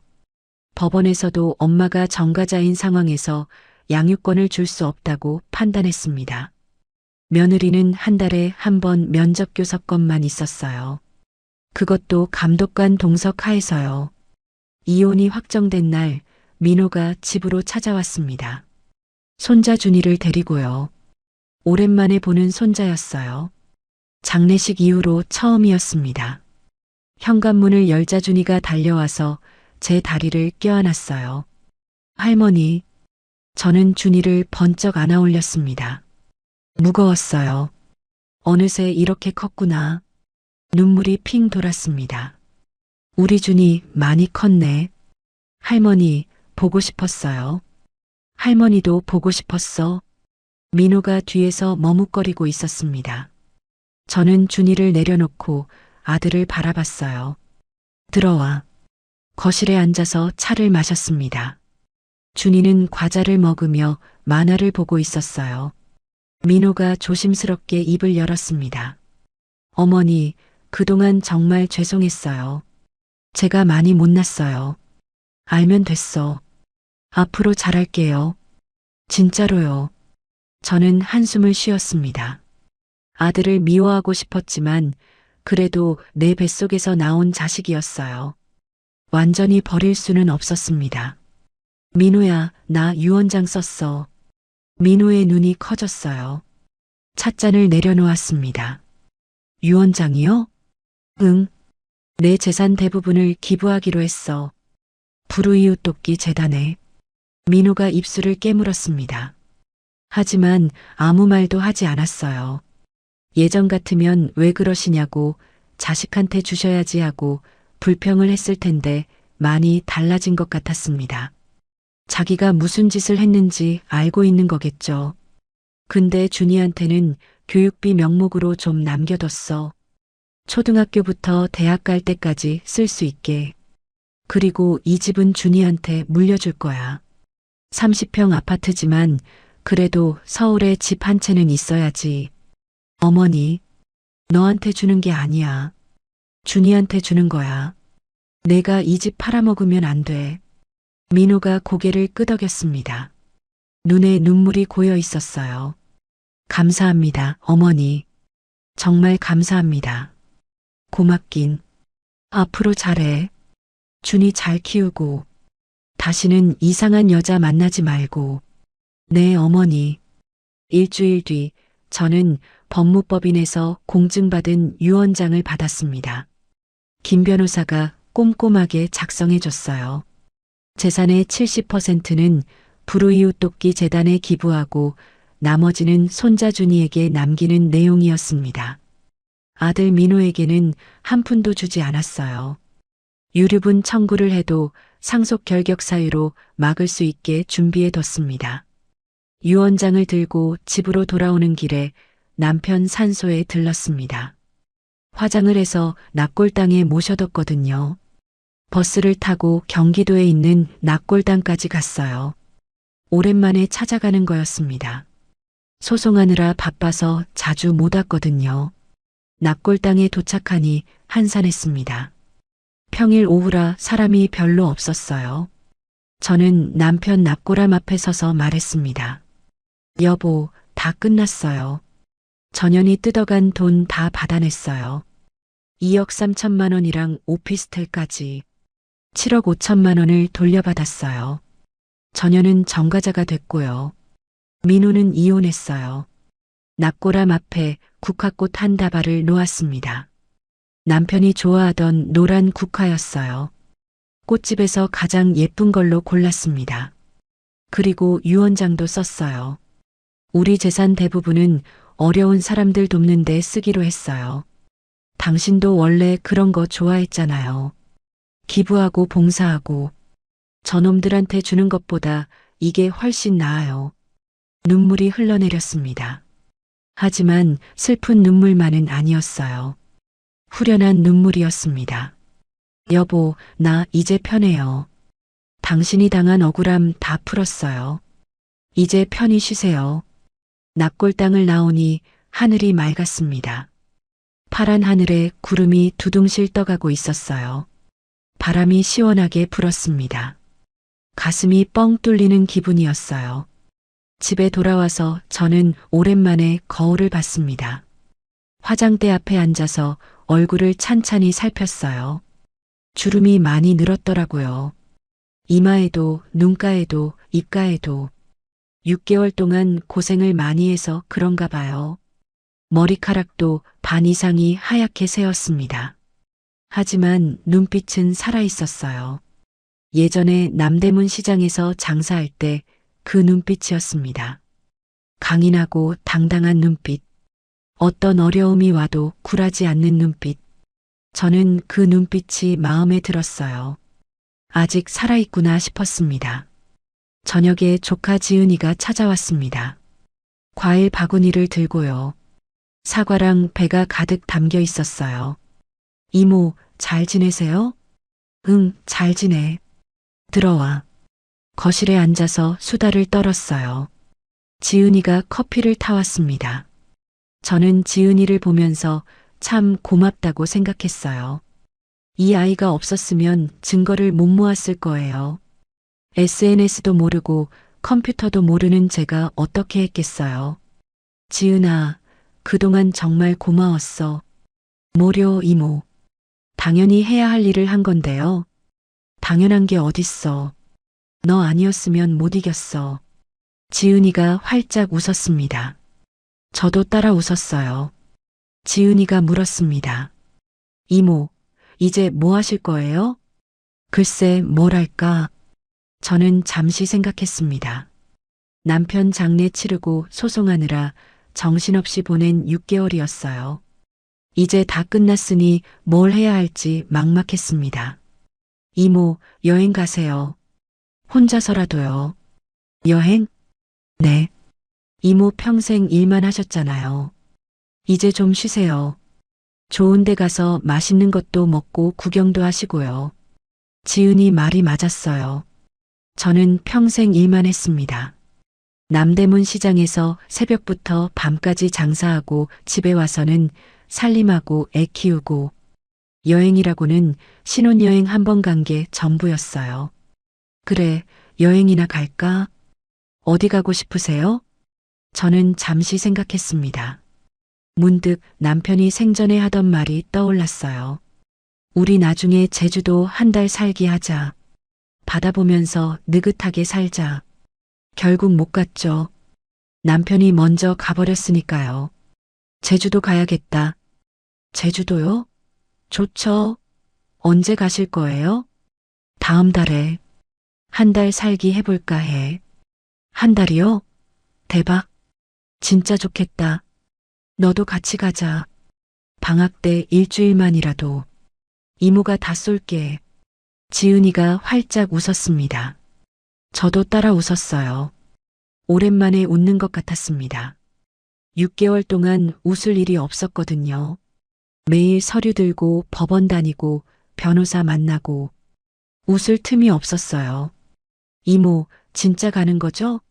약속이에요. 그래, 약속. 꼭 같이 가자. 지은이가 돌아간 뒤 저는 컴퓨터를 켜봤습니다. 지은이한테 배운 대로 인터넷을 열었어요. 제주도 한 달 살기 숙소를 검색했습니다. 바다가 보이는 펜션이 많이 나왔어요. 가격도 생각보다 비싸지 않았습니다. 한 군데를 골라서 예약했어요. 다음 달 1일부터 한 달 동안 두근두근 설레었습니다. 그날 밤 저는 남편 영정 사진 앞에 앉았습니다. 촛불을 켜고 조용히 말했어요. 여보, 나 제주도 가려고요. 당신이랑 같이 가려고 했던 곳. 맨날 나중에 가자, 은퇴하면 가자 했는데 결국 못 갔잖아요. 이제라도 가볼게요. 당신 목까지 바다 구경 실컷 할게요. 흑돼지도 먹고 전복죽도 먹을 거예요. 영정 속 남편이 웃고 있었습니다. 편안한 미소였어요. 살아생전 저한테 잘했다 칭찬해 줄 때 짓던 그 미소였습니다. 저도 미소를 지었어요. 이제 정말 끝났습니다. 새로운 시작이었어요. 76에 처음으로 혼자 여행을 떠납니다. 무섭기도 하고 설레기도 해요. 하지만 남대문에서 40년 장사한 한영숙인데요. 온갖 진상 손님 다 상대하고 사기꾼도 물리친 여자인데요. 못할 게 뭐가 있겠어요. 여보, 잘 다녀올게요. 저 세상에서 기다리고 있어요. 나중에 만나면 제주도 이야기 실컷 들려줄게요. 오늘의 사연 어떠셨나요? 사연이 마음에 닿았다면 더 좋은 사연으로 찾아뵐 수 있도록 구독과 좋아요를 눌러주세요. 그리고 사연의 주인공을 위한 따뜻한 말씀도 댓글로 부탁드립니다. 여러분의 오늘을 응원합니다. 인생 소풍이었습니다.